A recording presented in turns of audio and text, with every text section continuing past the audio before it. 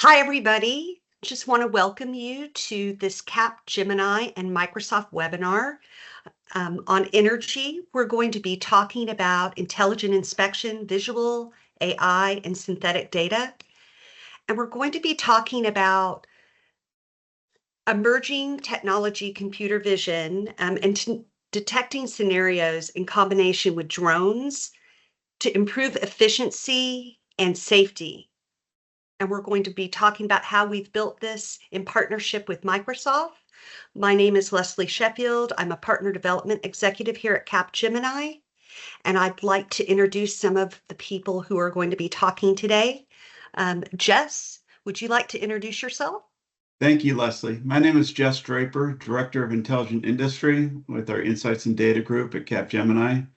I've been very excited to work with this project and with the Microsoft team. It's been a terrific past couple of years, and my experience in aerospace and in manufacturing really leads to this inspection and developing inspection techniques like this. It's pretty amazing what we've done. Thank you, Mike. Thanks, Jess. Mike Duffy here with Capgemini based in Houston. I'm a VP for what we call intelligent operations, so close to what Jess does. It's manufacturing and supply chain centric transformation work for our resources and energy transition customers, or energy, utility, and chemicals customers, as some of you may know it. I spent my whole career in industry wishing I had something like this to make use of. I started out in aerospace. I spent the last 15 years working for Siemens Energy, running their service business. And I can't tell you how helpful a platform like this is to bring together all the different inspections that you're responsible for, whether you're an operator or an OEM. So really excited to showcase this work that we've done with Microsoft and some of the places where we've done it. So great to be here. Thank you. George. Thank you, Mike. This is George Jacob. I lead the data and AI practice for energy, utilities, and chemicals. Actively involved with the intelligent inspection from conceptualizing all the way to the current state. After implementing it at a couple of places along with Microsoft, this is really an exciting opportunity for us and looking forward to explaining this in detail. Thank you. So the intelligent inspection framework has a lot of different aspects for inspection. As you can see on the right, what it does is it's for difficult inspection. We use drones in this particular case, but it can be used for a lot of different areas. And when we don't have good information for training the AI models, we use synthetic data. And George will get into that pretty much in depth. But this space is definitely flourishing, and it's all over the place, and it's very valuable for companies. It can be automated inspections, it can be routine inspections, and let's let George continue with this demonstration. Can you help us out, George? Yes, thank you. George, just before you go, one thing I thought I would share, Jess, just to add a bit of sort of industry background here. The thing that attracted me to this when we first started down the road of developing it with Microsoft was that as an operator or an equipment supplier, there's a lot of disparate platforms that this sorts of things get done with. So I know you guys will get into some of the cool technology aspects with respect to the synthetic data and the image capture and recognition, but having an integrated platform for operators to be able to synthesize a lot of the inspection data is super valuable here. And it does really two things. One is accelerates the time that it would take you to otherwise pretty manually go through that data. Right. I think it's a massive savings. And the other is just the quality of the review that it takes. Like I used to spend years looking at boroscope reports from gas turbines that we would go and look at, and it was very dependent on the quality of the person reviewing that visual image to make a discernment as to the quality of that part. And being able to automate that and use technology to increase the fidelity or the quality of that inspection is also a massively valuable component. Thanks, George. Over to you, man. Thank you, Mike. That was well said. So I will go into the details in addition to what Mike and Jess talked about in terms of managing the data and managing the information around the inspection, right? Now I'm going to take it to the next phase where we are talking about how do we leverage AI for automating or improving these efficiencies and accuracy of inspection. So let us take a look at the challenges that we are facing in this space, right? Inspection has got it is a very crucial aspect of any kind of operations, especially the maintenance.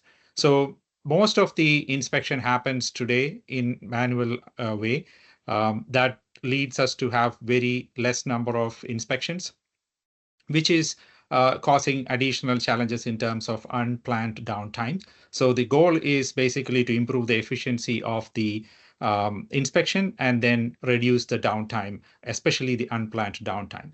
The other aspect is even if you do inspect manually, or if you are using drones and other technologies to capture the images and then inspect that, the natural tendency when human beings look at these visuals on the screen, they tend to miss a lot of defects, whereas we could leverage AI to look at it in a very minute detail and still detect there are the issues that we might miss in other ways, right?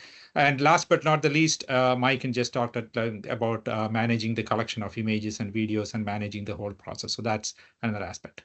Now, if you look at the right side, now, let's say like we say that we are going to use AI to address these challenges. But what we have seen is we need to have a lot of images if we need to train a computer vision model. Machine learning needs data, right? Even though we have some newer technologies in terms of few short learning and all of that stuff, still you will need some good amount of images to train the computer vision model to be very precise, especially for some process like inspection. Not to mention about things that rarely occur, the events that rarely occur or may not even occur, right? So you might still need to monitor for those. So those kind of situations, how do we handle? So images may also not be captured in the correct angle or in the view point. Let me go to the details of this. George, just one other thing that may be interesting for the audience is, I think it was earlier this year, CAP completed the acquisition of Unity's professional services business, which is one of only a handful of graphics engines in the world that have really been born out of the gaming sector that are capable of doing some of this cool stuff. So just a heads up that the technology is itself inherently cool, and Capgemini's ability to make use of that capability that's in-house now really brings this to life from a visualization perspective. That's absolutely right. And as we go into the demo, you will see those stunning visuals, if you will. That's another capability now we have in-house. Thank you. All right, so let's take a look at what is Intelligent Inspection Framework, right? It is a scalable computer vision framework that is reusable, that can be used to detect any kind of scenarios through the visual image, whether it is inspection, QA, health safety monitoring, all of that kind of activities that can leverage computer vision could use this framework. Now, it's not only the visual spectrum of data, it could be other spectrum like nanometer waves or any ultraviolet, infrared, those kind of wavelengths as well, as long as it can get a representation of a 2D or a 3D model of the asset or the area that we are inspecting. So if you look at this slide, on the left side, you can see that there is a lot of devices, whether it's a robot or whether it is camera or a drone that is capturing the image. All of that image needs to be then transferred to the cloud. So there is an integration aspect there, right? So the framework will help with that. And as we get to the scenario manager on the right side, that's where all the interconnections happen, right? You're receiving videos from certain devices. So what device is that, and what kind of inspection and what kind of asset it is associated with, and how do we figure out which model to use to detect what kind of defect. All of that is managed in the scenario manager. All those mapping can happen in the scenario manager. Then below that, when you look at it, the real-time analytics pipeline, it's not only real-time, you could do it offline as well. But the idea here is that you received video. Now there is a lot of video processing that needs to happen before we can start deploying or employing a computer vision model. So those processes are already pre-built. That way we can leverage that and bring the video straight up to the computer vision model analysis.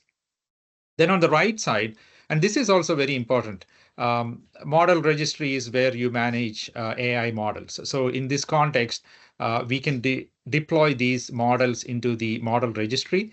And we can not only deploy the models that we have created, even if you have a third-party model that is licensed from a vendor, you can bring that in, and then we can deploy it here and plug and play with the pipeline that we have here. Naturally, this is a computer vision model, AI model, so you need to do the training. So there is training-related data management as well as orchestration that happens there. Synthetic data, and that's where it gets really interesting, and we will go to that in detail later. When there is not enough image, how do we generate the synthetic data? And here in this context, in the framework, we have already predefined how do we organize the data and leverage it for computer vision training. On the left side, back here again, generative AI services. Why do we have this here? Because if you detect a particular scenario, then you can actually generate the work order along with the operating procedures and other stat information that is available in the engineering document, and then send it to the work order management system or other systems that needs those notification.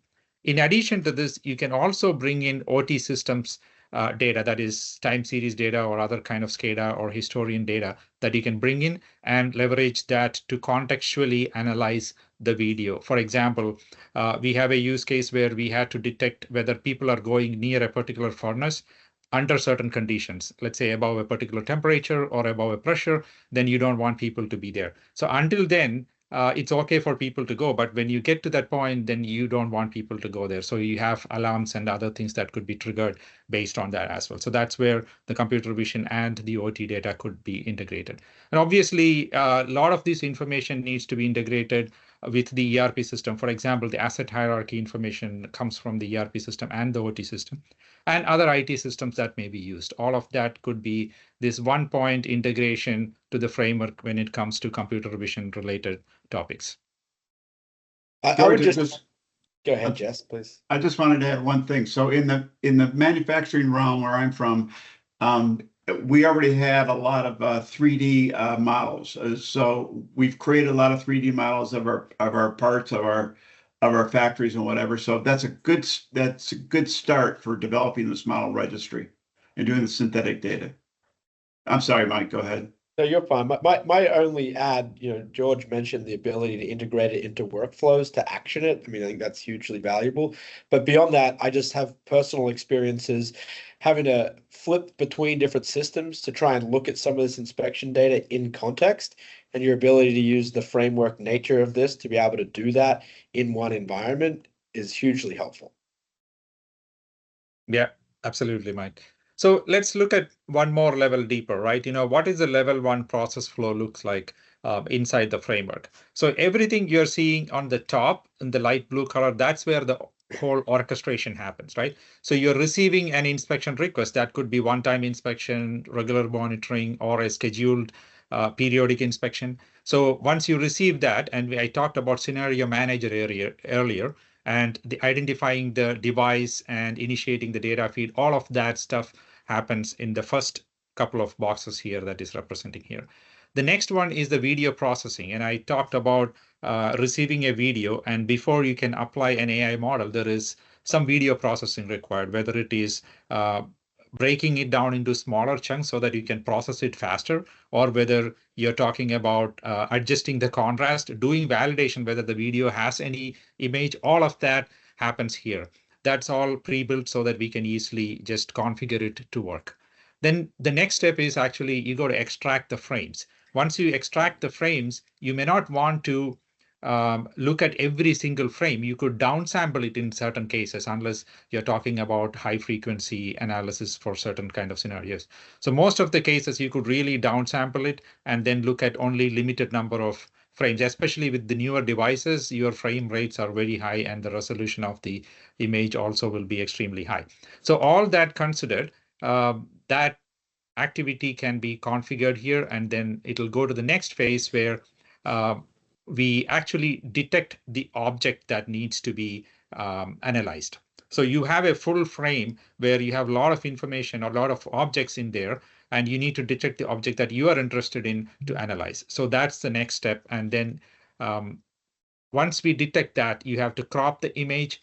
There is a looping activity here that is mentioned. This is very important because when you are trying to detect certain type of scenarios, you may want to find a particular component of an equipment or an asset. So you can actually go down by detecting object one after the other to the specific area that you need to detect that particular object that needs to be inspected.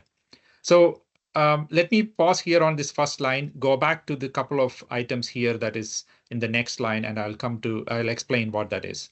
So here, if you look at it, there is also a device guidance for routing and camera positioning.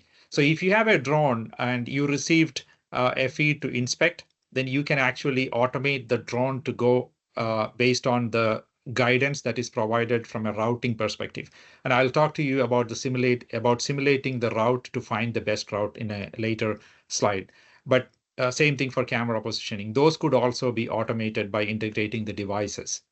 Now, coming back here, tracking of the object. This is also very important because end of the day, you have a 5-minute or 100-minute video. You have to be able to consolidate all the results from all the frames, all the model detection, defect detection, all of that, and still be able to come back and say, this is the object that has a problem. So to do that over a period of time, or like every frame, you have to track the object. And this is very exciting because even in modern technologies where you, like modern cars where you have automated driving, you don't have to do that. But here in this particular scenario, we have to do that.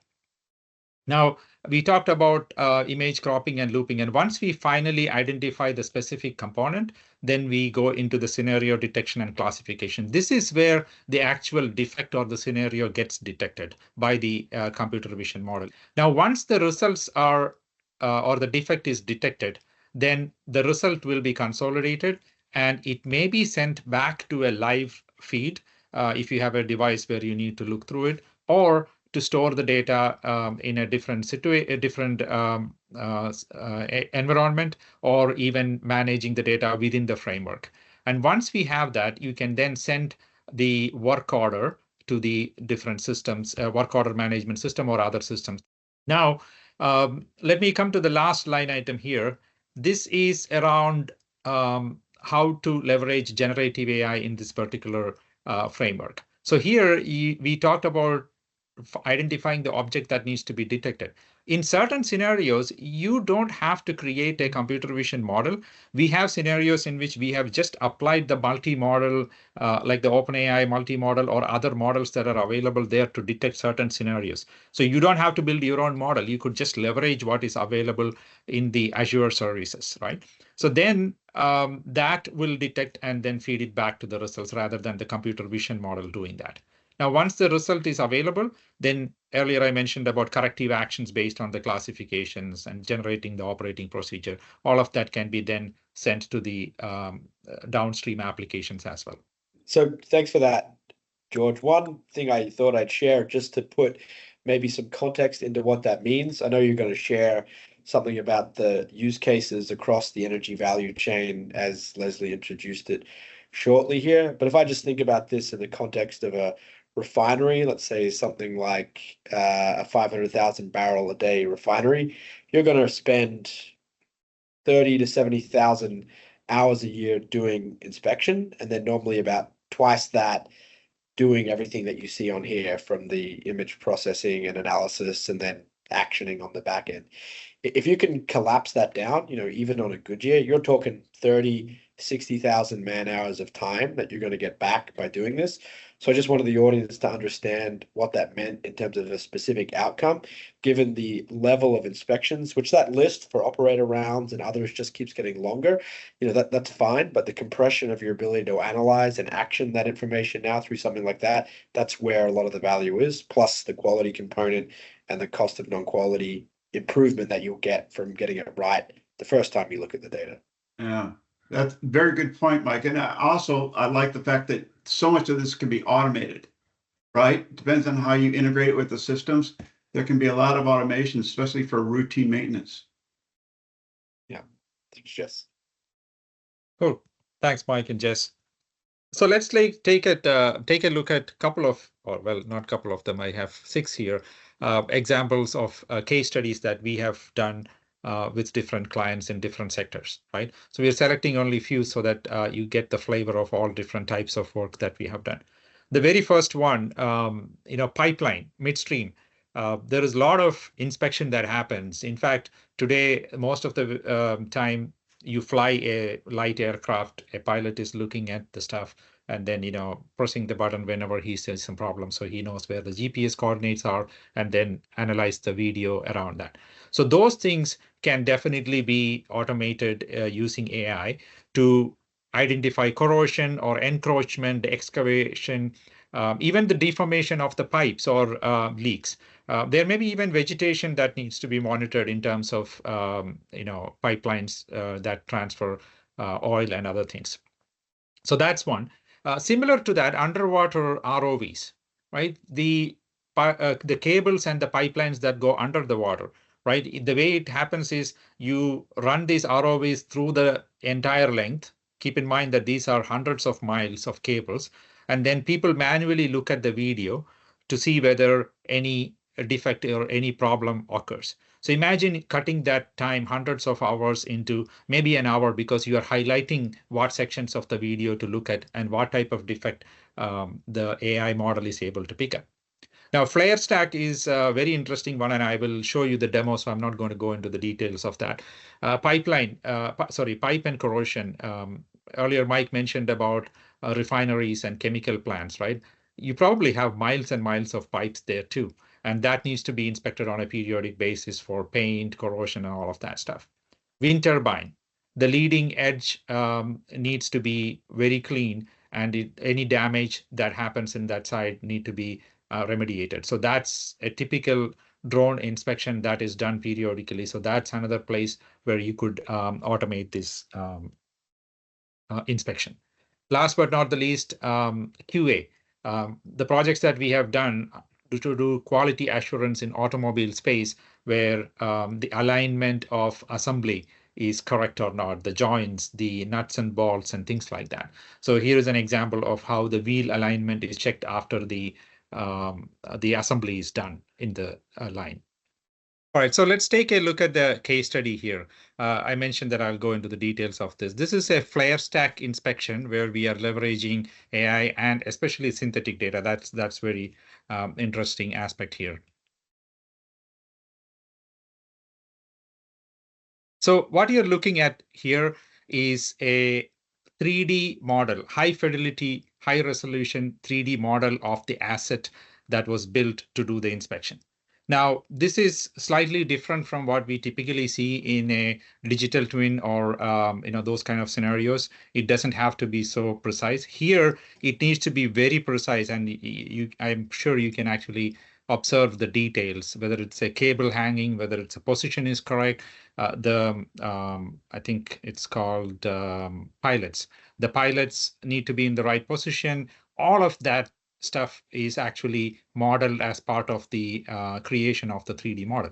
You can also observe the lighting changes, right? And even though you don't see the flare, there is an imaginary flare here. So you can see that flare is causing the fluctuation in the shadows. All these are important because when you try to build a model, you cannot get enough pictures to represent each and every single thing. So this is where the Unity comes into play, where we are going to build this and then deploy into the industrial metaverse to do the simulation. Now, this looks perfectly clean as if it's just coming out of the factory, but that's not the reality, right?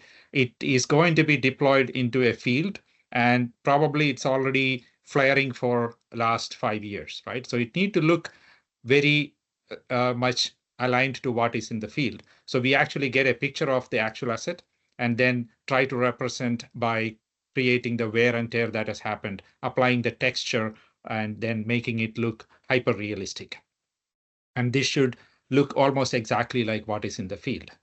Now, once we do this, then we deploy this particular asset into the industrial metaverse. And that's what you're looking at is Unity, right? So once you put that here, you can see that you can adjust the backgrounds, whether it is a refinery, field, whatever the case may be, you can adjust all of that stuff. And then you can also include, like you see the smoking and all of that stuff. So now it becomes, it comes to life. It is now ready for doing different types of simulations.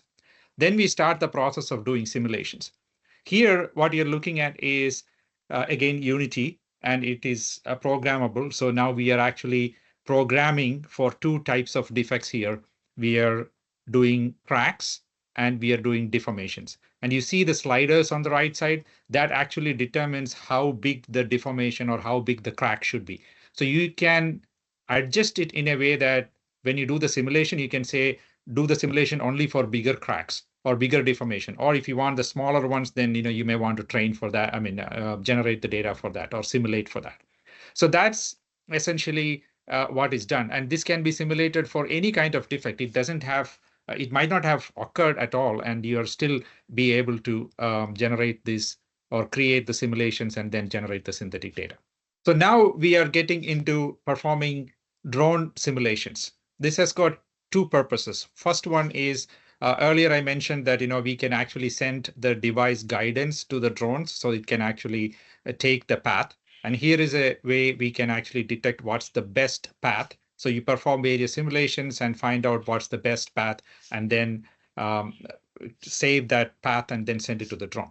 The other aspect here is you are capturing, you can see those yellow rectangles. That's where the objects are going to be, the objects that needs to be inspected, and that will then become the images that will be generated out of this simulation. So 2 aspects. One is different camera angles, and now the images that needs to be generated for training, that will happen in all kind of angles and positions. So you have a lot of information, a lot of images that you can use to train the computer vision model. Now, to give an analogy, some of these projects, when we do, the number of assets that are deployed are very few across the world, right? There may be specific, unique assets that may be in very few numbers. So this example, they had around 500 images for all kind of defects that they have observed so far. Obviously, that is not enough. And with this simulation, we were generating close to